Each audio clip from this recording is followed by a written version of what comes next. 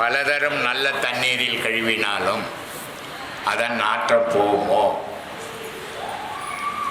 இந்த மனுஷனுக்கு, ஆசையுள்ள மனுஷனுக்கு எவ்வளோதான் அறிவுரைகள் சொன்னாலும் அவனுடைய ஆசை தீராது. அவன் ஆண்டவனை தேடுறதும் கிடையாது.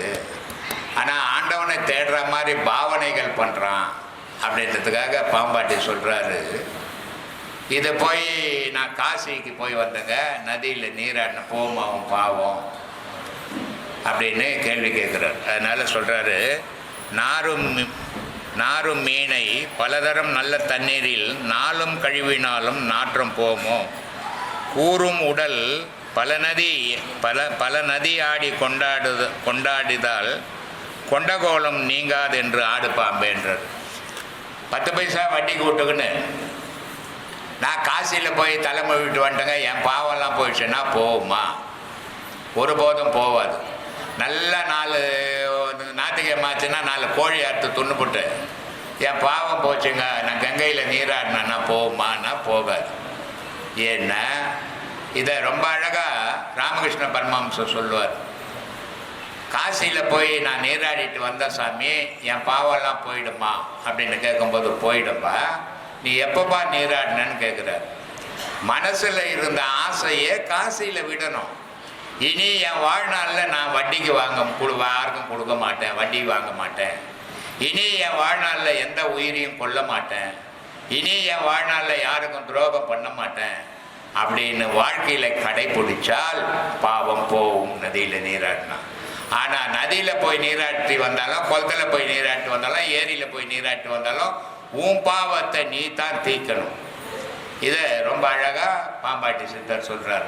நீ என்னதான் 10 வாட்டி போட்டு அந்த தண்ணியில், நல்ல தண்ணியில் கழுவினாலும் அதனுடைய நாற்றம் போகாதடா. ஏன்னா மனுஷனுடைய வாழ்க்கை அப்படி ஆயிட்டுக்குதுறான். அதனால் சுத்தமாக நம்மளை சுத்தப்படுத்திக்கிறதுக்கு முயற்சிகள் பண்ணுங்க.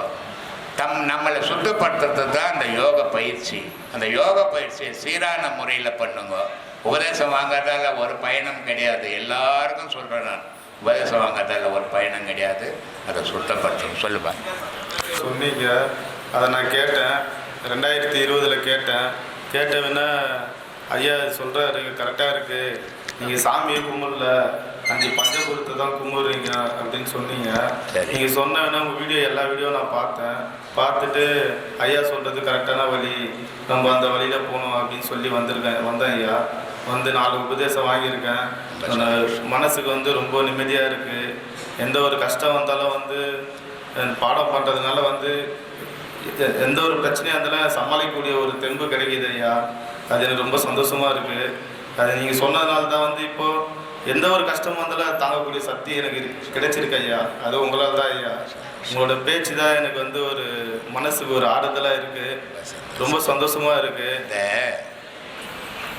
மனுஷனுடைய நிலை எப்படிப்பட்டது அப்படின்னா, ஒரு சந்தோஷம் வருதுன்னா அவன் மனசு தன்னறியாமே ஒரு உணர்ச்சியில் வசப்பட்டு, அதே நேரத்தில் ஒரு துக்கம் வருதுன்னு சொன்னால் அவன் தன்னறியாமே விழுந்துடும். ஆனால் இந்த பாடத்தினுடைய வலிமை என்ன, அந்த எந்த மாதிரியான பிரச்சனைகள் வந்தாலும் பார்த்துக்கலாம் கூட கடவுளுங்கிறான்ற ஒரு நம்பிக்கையை உண்டாக்கிடும், மனோதிடத்தை உண்டாக்கும், எதையும் சாதிக்க முடியும் அப்படின்ற ஒரு வைராக்கியம் வரும். அதுதான் இந்த பாடத்தினுடைய சிறப்பு. இதே இன்றைக்கி ஜனவரி 1ஆம் தேதி மலேசியாவில் தியான மண்டபம் ஓப்பன் பண்ணாங்க. எனக்கு கோவில் கட்டி 2வது வருஷம்.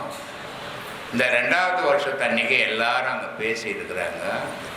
இது வரைக்கும் மலேசியாவில் எந்த சாமியாருக்கும் இல்லாத அளவு அவ்வளோ கூட்டம், அவ்வளோ சிறப்பு, அவ்வளோ ரொம்ப அருமையாக செய்கிறாங்க. என்ன கூப்பிட்டுக்கினேங்கிறாங்க, நம்ம உடம்பு ஒத்துழைக்கல, நான் போகிற மாதிரி இல்லை.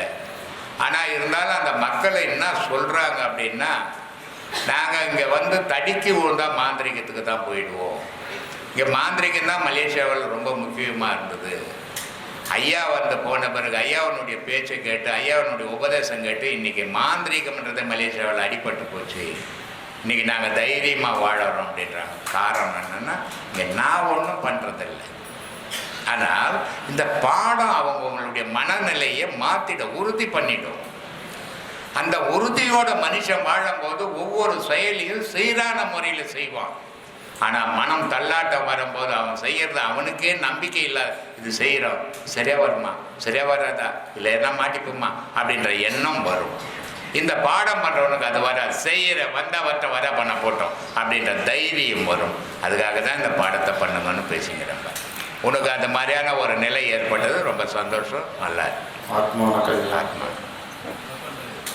அன்பால் தான் போனோம்னு சொல்லியிருக்கீங்க. சர்ச்சில் வந்து அலோலியா அலோலியான்னு கத்துறாங்களே, அதுனே அது கடவுள். சர்ச்சில் வந்து இப்போ அன்பால் தான் கடவுள்கிட்ட போனால் அன்பாக இருக்கணும்னு சொல்லியிருக்கீங்க. சரி, சர்ச்சில் வந்து அலோலியா அலோலியானா அப்போ அவங்கன்னா கடவுள் வணங்குறாங்கன்னு நாங்கள். நீ இந்துவா கிறிஸ்டினா? நான் இந்துயா. அப்புறம் உனக்கு என்னத்துக்கு சர்ச்சு கதை? கடவுள் அவங்க வணங்குறாங்க. கதையை பாருப்பா. இன்னொருத்தன் கதை என்னத்துக்கு உனக்கு? அவன் எதையானா கும்பிட்டுன்னு போகிறான். ஒருத்தன் கல் வச்சு 3 கல் நட்டுட்டு குங்குமஞ்சா வச்சுட்டு கும்பிட்றான். நீ கோயிலுக்கு போய் கும்பிட்ற, ஏன் குங்குமஞ்சா வச்சு கும்பிட்ற கல்லுன்னு கேட்க முடியுமா? நீ கேட்க முடியாது. பின்ன அதை மாதிரி அவன் மதத்தில் சொல்கிறத அவன் கும்பிட்ற ஆள் வலி ஆட்டோம் கால் வலி ஆட்டோம். உனக்கு என்ன போச்சு? கடவுள் நீ என்ன சொல்லிங்கிற அதை சொல்லு. அவங்க நான் கடவுள் வணங்குறேன் அப்படின்னு சொல்லிட்டு கடவுளை என்னன்னு வணங்குற சொல்லு. அவன் ஆள் வலியான்றான், நீ என்னன்ற? நான் உங்கள் உபதேசம் வாங்கி நான் இது பயணம் பண்ணிக்கிறேன்யா. எப்பவுமே நான் பல முறை சொல்கிறேன், எல்லாருக்குமே சொல்கிறேன், இன்னொரு மதத்தை பற்றி குறை சொல்கிறதோ இன்னொரு மதத்தை திட்டுறதோ நமக்கு தேவையற்ற வேலை. தன்னை பாருங்கன்ற, ஊரை பார்க்காதீங்க. ஊரை பார்த்தீங்கன்னா நீங்கள் கெடுவீங்கன்ற. நான் குறை சொல்ல வரல ஐயா. இது வந்து அதனால் அவன் எதையானா சொல்லி போட்டம்பா. உனக்கு என்ன, நீ என்ன சொல்லினுங்கிற? உன்னுடைய நீ வாழ போற, நீ சாவ போற. அவன் வாழ போறான், அவன் சாவ போறான். அவன் எத்தனை சொல்லிட்டு சாவட்டமே, நீ என்ன சொல்லி வாழ போறேன்னு பாரு. சரியா, இந்த பாடம் பண்ணின்னு இருக்கிறையா, இந்த பாடம் பண்ணதுனால பலன் கிடைக்குமா ஐயா? என்ன பலன் வேணும்? ஒரு 2 வீடு வேணுமா? அப்படி இல்லையா? நிறைய பேர் அப்படித்தான் நினைச்சு நீங்க வராங்க, இருக்கிறதும் போயிடும், சோறு கூட இல்லாத ஆயிடும். இந்த பாடம் வாங்கினா வேலை கிடைக்காது, சோறு கிடைக்காது. அந்த மாதிரி விரும்புறவங்க மட்டும்தான் வரணும். இங்கே வந்தால் என்ன கிடைக்கும்? அங்கே வந்தால் என்ன கிடைக்குமாங்க? 2 வீடு எழுதுவாங்களா? அப்படி இல்லை. இல்லை 2 பொம்பளை பிடிச்சி கட்டி வைப்பாங்களா? இந்த பாடம் பண்ணதுனால பலன் கடவுளோட ஒரு பலனும் கிடைக்காதுப்பா. அதனால தான் ஏன் கேட்குறேன். ஒரு பலனும் கிடைக்காது. ஏன்னா எப்போ நீ பலனை எதிர்பார்த்து நீ கடவுள் வழிபாடு போடல, உனக்கு நயா பைசா பலன் கூட கிடைக்காது. பகவத்கீதையில் சொல்கிறான், காரியத்தை செய், பலனை எதிர்பார்க்காதான்றான். நீ வந்து காரியமே செய்யாத பலனை எதிர்பார்க்க வர. நீ நல்லா பாடம் பண்ணியிருந்தீங்கன்னா இன்னொரு மதத்தை பற்றி முதல்ல பேச மாட்டேன். நீ பாடமே ஏதோ உபதேசம் வாங்கிக்கிற போல இருக்குது. பாவம், மதத்தை பற்றினே பேசல சொல்ல இல்லை. தேவையற்றதுப்பா. இன்னொரு மதத்தில் 1000 மதத்தில் மதத்தில் 1000 குறை இருக்குது. எல்லா மதத்திலையும் குறைபாடுகள் இருக்குது, எல்லா மதத்திலும் சிறப்புகள் இருக்குது. செய்யறவன் செய்த போட்ட நம்ம என்ன செய்துங்கிறோம். நான் எத்தனை பேருக்கு என்ன செய்தேன்னு யோசிங்க. அதை ஒட்டுப்பட அவன் இப்படி பண்றானே, அவன் அப்படி செய்யறானே என்ன திருத்திடுவியா நீ போய் உலகத்தை? ஒன்றும் பண்ண முடியாது. பின்ன அப்புறம் உனக்கு எதுக்கு அந்த வேலை? திருத்தத்தை தான் பேசுறோம். நீ பெத்த பிள்ளைங்களை உங்களால திருத்த முடியுமான்னு பாருங்க. சரி, உங்க பிள்ளைங்க உங்க பேச்சை கேட்குதான்னு பாருங்க. சொல்லு. திருவள்ளூரின் பக்கத்திலே